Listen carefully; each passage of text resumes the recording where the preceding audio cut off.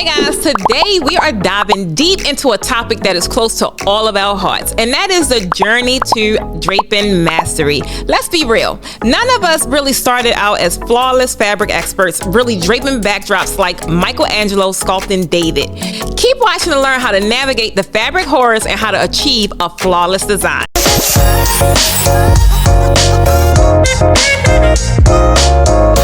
Hey tribe, welcome to another episode of Raising the Bar, which is the #1 event draping podcast on the internet. And as always, I'm your fabulous host, Precious Stevens, aka the Draping Queen, and I'm bringing you the ins and outs of the event draping world. Now guys, here at the Posh Academy, we only believe in dropping gems, so in every episode, we discuss the secrets, the challenges, and the untold stories of event draping. So let's drape it up and dive in. Now guys, we've all had our draping woes, right? Our fabric being wrinkled, and just the horror stories behind it. Well, if you haven't, guess what? You super lucky, because I have. And that was just one of the things I dealt with quite a bit in the beginning.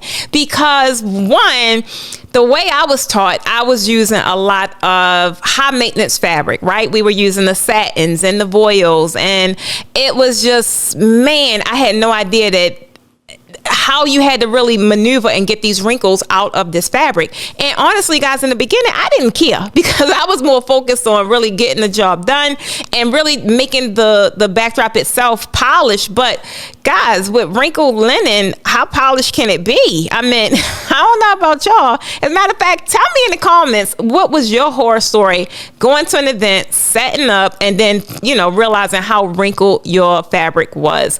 I really never paid attention in the beginning how horrible this was, until I started really, I guess I was like critiquing my own work. When I would go and look at my photos, I'd be like, oh my God, it's so wrinkled. Oh my goodness, what happened? What did I do? And not even thinking about this stuff in the beginning of prep, right? So once I got to teaching, I realized that this had to be something super that I really kind of honed in on, because I don't care how great you can drape. If your linen is wrinkled and just a jumbled up mess, it's going to look horrible, right? So some of the tips, I want to at least give you guys 2 quick tips on how to maneuver your wrinkled fabric. One I still do to this day is I will put the drape in the dryer, and I will use the steam setting on my dryer, right? And it's flawless. It knocks them out in about 10-15 minutes, right? It'll come out, the wrinkles are gone.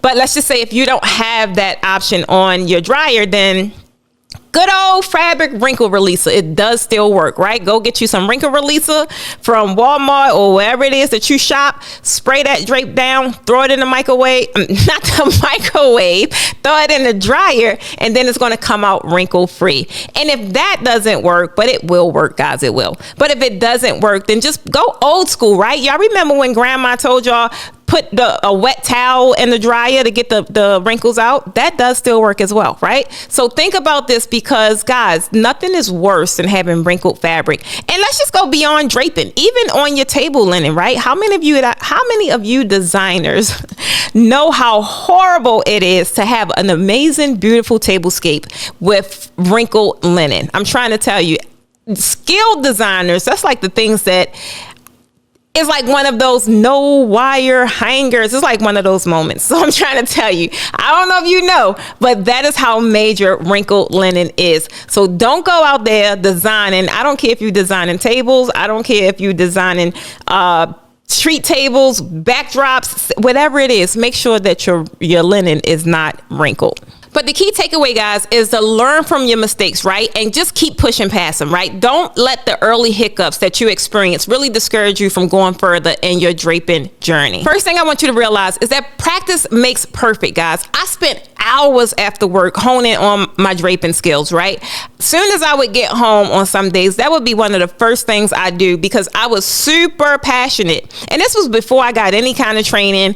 And you could just imagine what that moment was for me, because guys, there was no Posh Academy on YouTube. You look on YouTube for some draping, good luck with that. And so the only thing I could do at that moment is look at it. We think we superwoman. We'll see something and we like, I could do that.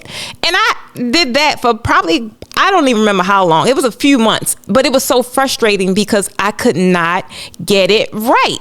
And I would look high and low. And long behold, there were no resources that really helped me kind of enhance my craft in the way that I wanted to. So the main thing is I continuously work with the fabric, right?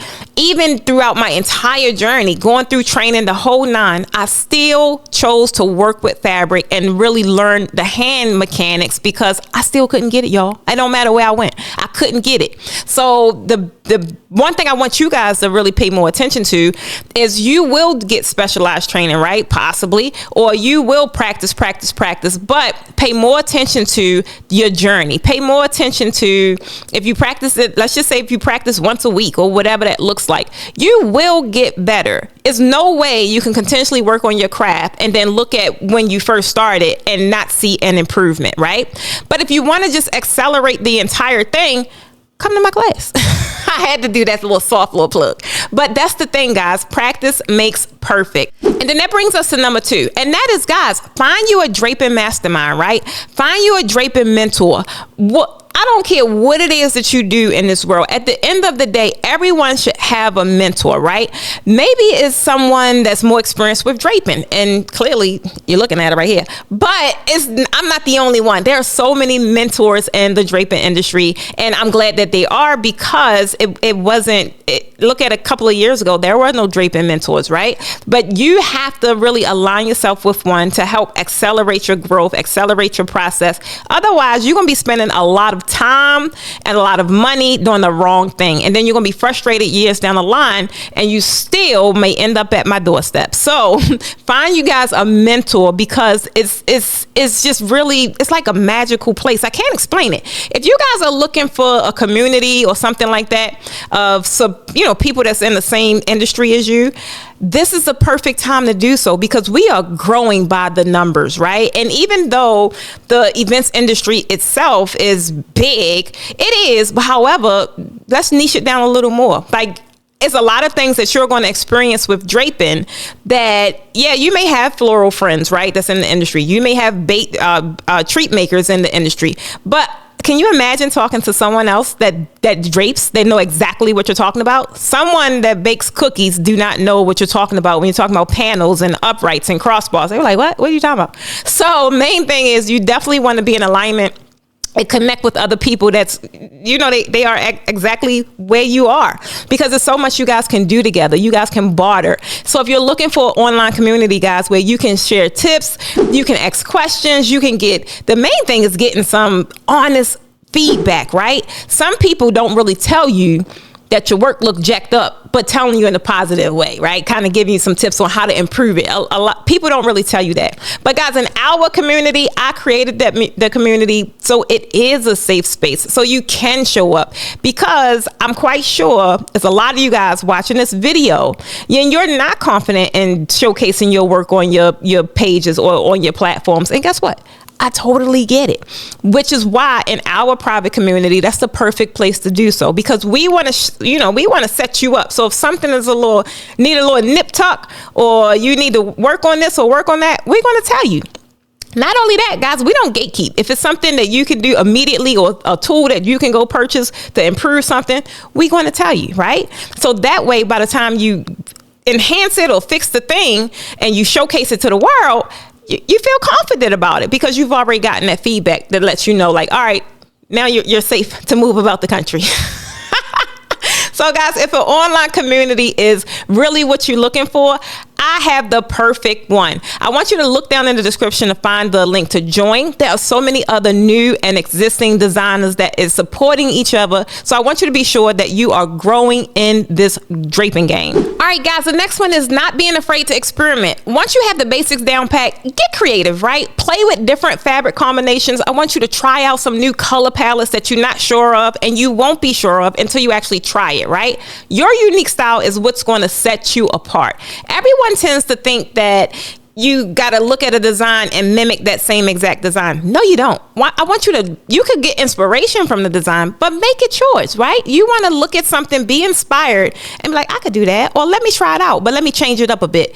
Guys, I still do that to this day. I get inspired by different people's designs, but I'm not going to create the same exact design because I need to put my spin on it. I need to put my personality into it. I need to make it posh. So whatever your thing is, you can do the same exact thing. And that brings us to the last one, guys, and that's just embrace the hiccups. Listen, there's always going to be some kind of unexpected challenge and something that kind of come out the woodwork that kind of knock you off your square. At the end of the day, you're going to experience different things like ripped seams, a missing part of hardware. You may end up at an event and realize something that you need that is not there. But guess what? It happens. It's going to happen. But remember, guys, a professional draping designer, we don't panic. The only thing we worry about is solving the problem. So I want you to kind of focus on keeping, like a well-stocked, like a draping kit or your toolbox or something like that. And you're going to have all kinds of stuff in it. You're going to have safety pins. You're going to have some thread. You're going to have some duct tape. Guys, I'm trying to tell you, this thing is going to build over time, because as you experience these hiccups, you're going to realize, let me go home and put that in my toolbox. And it's a never ending story, because things happen all the time. People come up with creative ways to create a disaster, right? So if you're on these events or you're on these excursions and something happened and you don't have it, just make yourself a little note that when you get back to the house or when you get back home, you definitely want to add it to your toolbox. Remember to just stay calm under pressure, because guess what? You definitely don't want your clients to pick up on anything's happening. And not to mention, they really do appreciate you being so resourceful. Remember, guys, you are Superwoman or Superman, whichever one. But guys, the path to draping mastery, it isn't always smooth, but it is really rewarding. I honestly could not think of doing anything else in the world. And I kind of spent the block a couple times. I've done a lot of things, right? But I want you guys to keep practicing, keep learning, and most importantly, keep believing in yourself, guys. Before you know it, you'll be the go-to draping designer in your town, in your city, and your region. Because creating events, that is nothing short of really what you're designed to do. Guys, there are 4,000 events taking place every day. And when you're not showing up, guess what? Someone else is making bank. And that, my friends, is what I call the fabric of success. The bottom line, the event draping industry is hot right now. And it's the perfect time for you to get started and really enhance wherever you are. If you're looking to grow your event draping business, I want you to get started by grabbing my free beginner's guide to premium draping. And this is going to accelerate your growth. You can get free access by joining my Facebook group using the link down in the description. Now, once you guys are inside, all you would do is simply check the guide section and you'll see it pinned right there. Now, if you found this video to be helpful, you already know what I'm gonna say. I want you to show your girl some love and drop a like and subscribe to the best draping podcast on the internet. Now, you know I love to keep the conversation going, so let me know down in the comments, how long have you been draping? But guys, don't forget to tell me your name and your city. Thanks for tuning in, and check back next week, because I'm sharing how to drape on a dime and balling on a budget. You do not have to break the bank to get started in these draping streets. As always, guys, keep hustling and keep raising that bar. I'm your girl, Precious Stevens of the Posh Academy, signing off.